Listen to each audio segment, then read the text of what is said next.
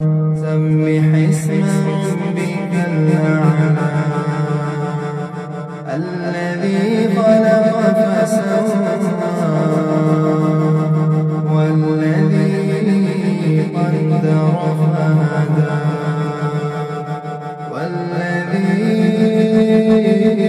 أخرج المرعى فجعله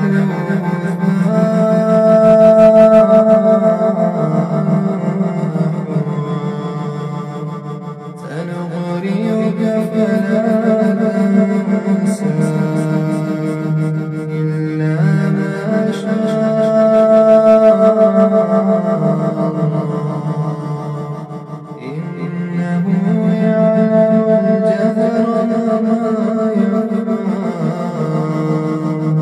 ونيسرك لليسرى فذكر إن نفعت الذكرى سيذكر من يخشى ويتجنبها الأشقى الذي يصلى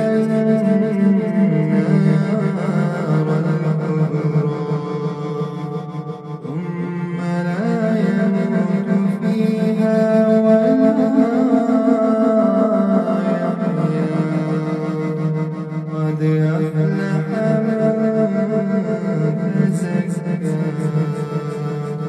وذكر اسم ربه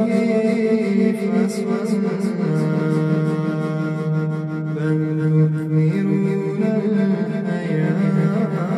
الدنيا والآخرة خير